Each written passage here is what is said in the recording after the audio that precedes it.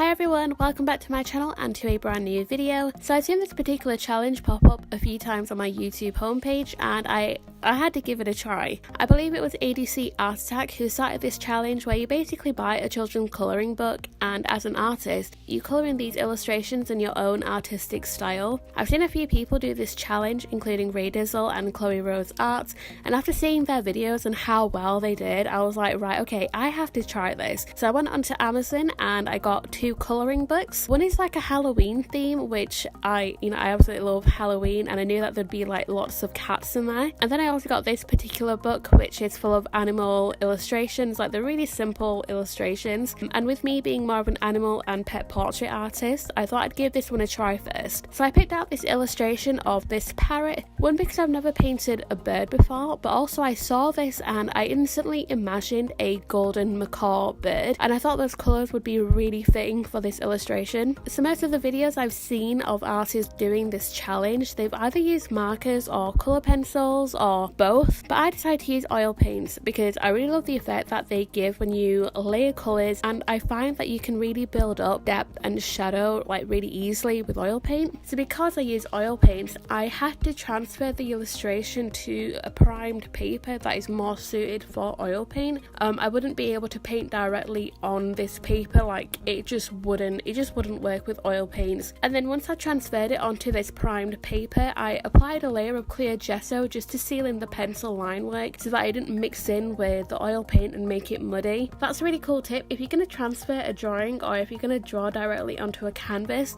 go over it with a layer of clear gesso just to seal it in, and then you can paint on top of it without any problem. I had a reference image that I worked from just so I can establish where the colours and the markings would go. Even though this was a colouring book illustration, I still wanted to have that realistic effect, so I needed to work from a reference.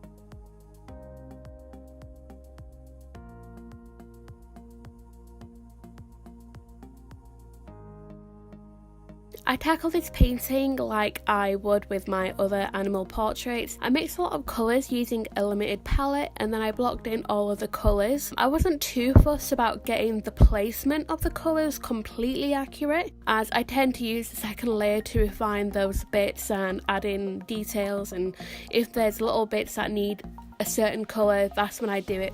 It'll be on my second layer. So the main part of this first layer was establishing where the colours needed to go. The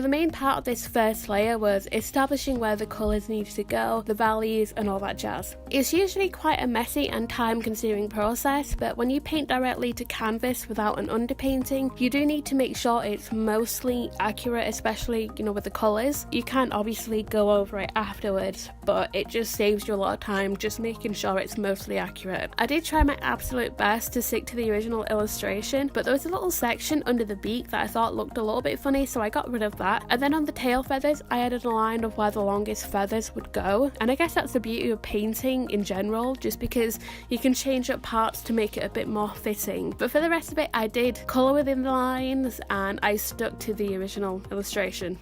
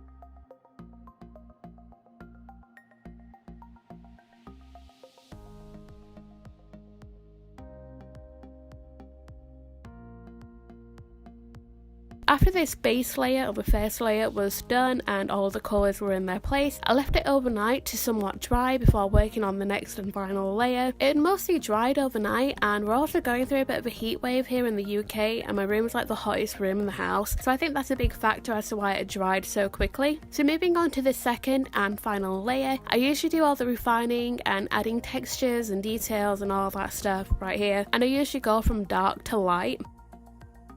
I added more shadow and colour to the eyes because they looked a little flat. It was mostly a glaze of the colours that I used for the top of the head. The darkest colour for that, I used it on the eyes as a glaze, and it just worked really perfectly. It really helped to make the eye look a little bit more realistic.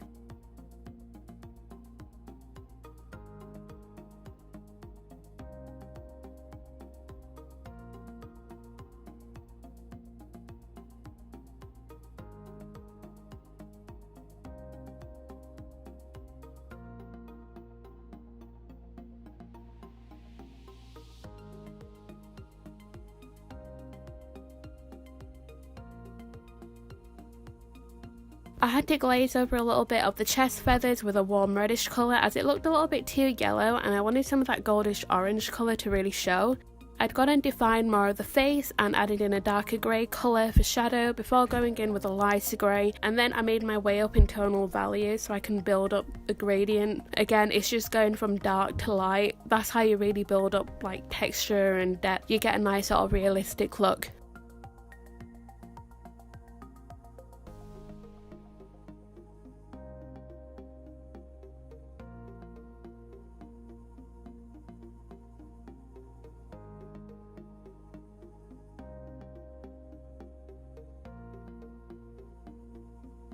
And then working on the tail feathers, I went from dark to light again. I used a reference picture a lot for this part because I didn't know this, but they have markings underneath their feathers. It's so cool, and I had absolutely no idea. I wanted to add in these markings to the feathers, and then I believe I added in some subtle highlights, but nothing too bright. When it comes to highlights on fur and feathers and hair, it's important to keep the same sort of shade, but just make it a little bit brighter, as opposed to going in with like a pure white shade. Like that will just look a bit unnatural. If you build up a gradient from dark to light, it gives a more softer and natural appearance. It just helps with the whole realism sort of look. So I pretty much did this for the entire process on the rest of the feathers. For each section of colour, I'd pre-mixed colours that follow that dark to light gradient, so it's pretty straightforward to build up the fluff and the texture of the feathers. So I just did this for each colour section until I was done.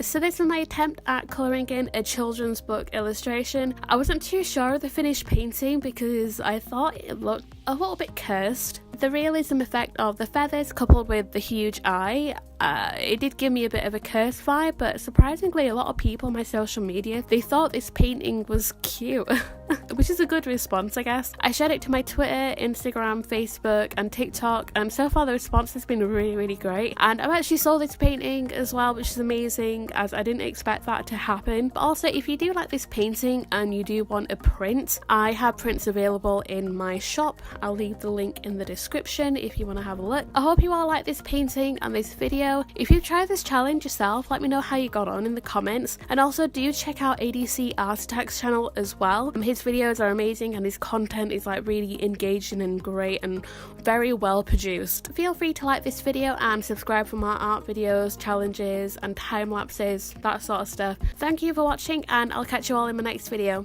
Bye!